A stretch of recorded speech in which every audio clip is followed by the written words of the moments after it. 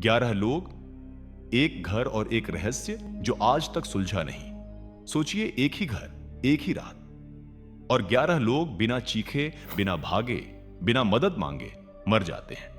कोई जबरदस्ती नहीं, कोई संघर्ष नहीं, कोई टूटे हुए दरवाजे नहीं। तो सवाल यह उठता है, क्या यह आत्महत्या थी या फिर किसी ने उन सभी के दिमाग पर पूरी तरह कंट्रोल कर लिया था?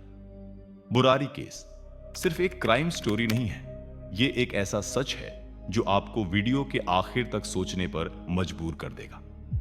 बुरारी दिल्ली का एक बिल्कुल नॉर्मल इलाका, न कोई सुनसान जगह, न कोई बदनाम कॉलोनी। यहीं रहती थी भाटिया फैमिली। अपना बिजनेस था, पड़ोसियों से अच्छे रिश्ते, बच्चे स्कूल जाते थे, घर में रोज पूजा पाठ होता था। यह कोई अनपढ़ या गरीब परिवार नहीं था।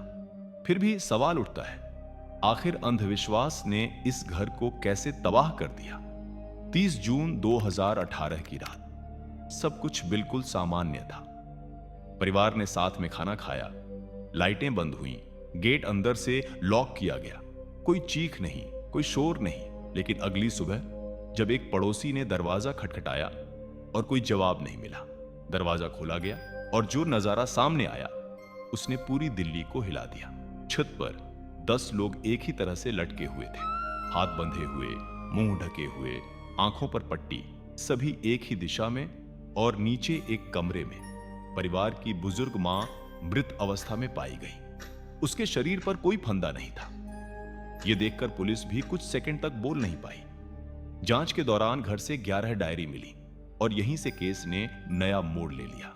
हर डायरी में एक ही हैंडराइटिंग, एक ही भाषा, एक ही निर्देश। डायरी में साफ लिखा था, कौन कहां खड़ा होगा, कौन किसका हाथ बांधेगा, कौन कब आंख बंद करेगा, और सबसे डरावनी लाइन, भगवान अंतिम पल में प्रकट होंगे और सबको बचा लेंगे। यहीं से यह केस सुसाइड से ज्यादा एक साइकोलॉजिकल मिस्ट्री बन गया।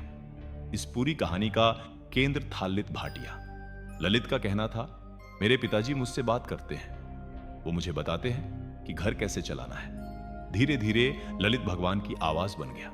परिवार बिना सवाल किए मानता गया। जो विरोध करता उसे पाप कहा जाता। डर और आस्था का ऐसा मेल बना कि सोचना बंद हो गया।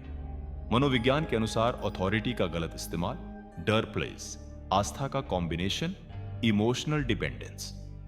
जब इंसान के सामने तर्क और भगवान में से एक को चुनने की बारी आती है, अक्सर तर्क हार जाता है।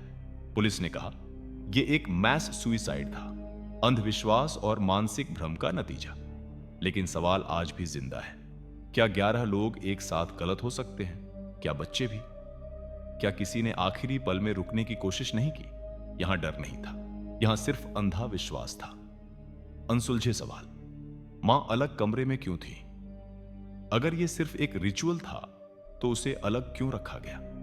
कोई लास्ट मैसेज क्यों नहीं? कोई स्ट्रगल का निशान क्यों नहीं? यह सवाल आज भी अनआंसर्ड है। बुरारी केस हमें यह सिखाता है कि अंधविश्वास सिर्फ गरीब या अनपढ़ लोगों को नहीं, पढ़े लिखे और समझदार लोगों को भी बर्बाद कर सकता है। जब सोचने की ताकत किसी और के हाथ में चली जाती है तो इंसान जिंदा रहते हुए भी खुद का नहीं रहता। अब सवाल आपसे, क्या यह मास सुसाइड था या फिर माइंड कंट्रोल का सबसे खतरनाक उदाहरण? कमेंट में अपनी थ्योरी लिखिए, मैं हर कमेंट पढ़ता हूं। और हां, अगर आपको सच्ची घटनाओं पर आधारित ऐसी कहानियां पसंद हैं तो चैनल को सब्सक्राइब करना मत भूलिए। फिर मिलेंगे एक और सच्ची डरावनी कहानी के साथ।